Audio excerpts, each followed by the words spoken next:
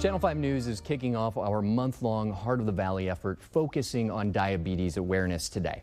And diabetes affects 1 in every 3 people living here in the Valley, and the thing is, a lot of people don't even know they have the disease. Joining us today is Elizabeth Alvarez. She has type 2 diabetes. Thank you so much for joining us today, Elizabeth. We really wanted to talk to you mostly about your diagnosis. Tell us a little bit about when you were first diagnosed and what were the signs that led you to get checked out? I got diagnosed with diabetes about 15 to 16 years ago, and through my employer we used to have wellness checks, annually, and one of the booths is where they check your sugar levels to see how you were doing. I never had any symptoms. I always felt really good, but when they would check my sugar levels, I was extremely elevated. So they kept insisting that I check myself out, and eventually I did, and it came to be that I was pre-diabetic, and so I was told what to do, which I didn't follow very well. So eventually I did become a diabetic, and since then I have followed everything that my doctor has said.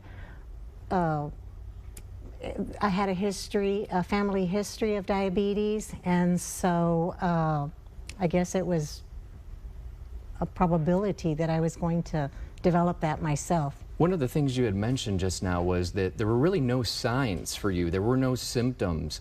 What kind of goes through your mind the first time you're told that you have this disease when you don't have anything that's kind of outwardly showing it? Right.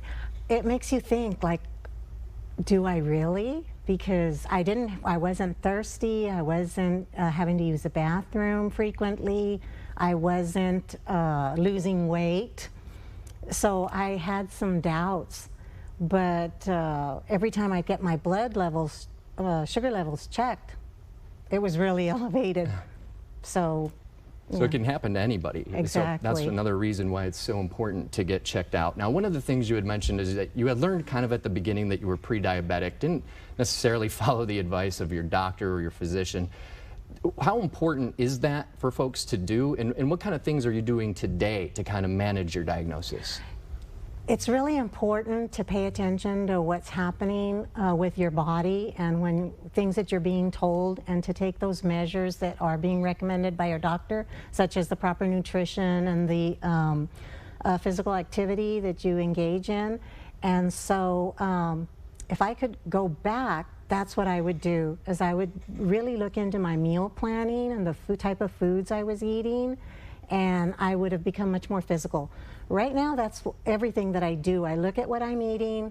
I check the nutritional labels on foods. I try to eat as many fresh vegetables and fruits as I can, and I'm very physical. I love to run. Started out as a walker and eventually turned into a runner, so I love to run. I do CrossFit and I do aerial arts, and so I'm very active, and my diabetes is extremely controlled. I'm on a minimum dosage. I don't take insulin, thank goodness. I'm not at that stage. I just have to take a pill, a medication, but it's at the lowest level needed. And eventually my doctor says I probably will no longer need that. That would be incredible, incredible news. Now, what's your message to everyone at home that's maybe wondering, I hit some of these symptoms, or I have a family history but don't have the symptoms? What's your message to those folks?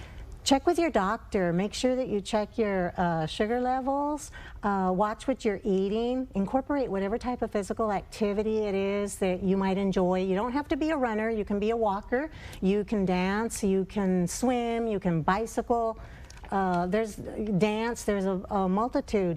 Get in touch with the Diabetic Association here in the Rio Grande Valley, and they have a variety of a wealth of information, actually, that they can provide people with on meal planning, physical activities, just general education about diabetes. All right, thank you so much, Elizabeth, for sharing your story with us. This is Elizabeth Alvarez. She has type 2 diabetes. Now, one of the things that she mentioned was how important those screenings are. And we've got all kinds of screenings coming up all month long. Let's get over to Christine to look at those.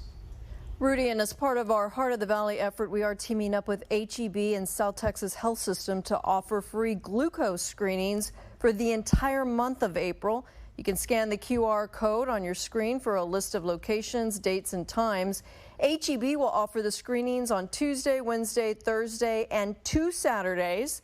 South Texas Health System will offer the screenings on Fridays and on 1 Saturday. All of this information is up on our website, krgv.com. You can find the calendar by clicking on the Heart of the Valley banner on the right-hand side of the homepage. Stay with us. We'll be right back.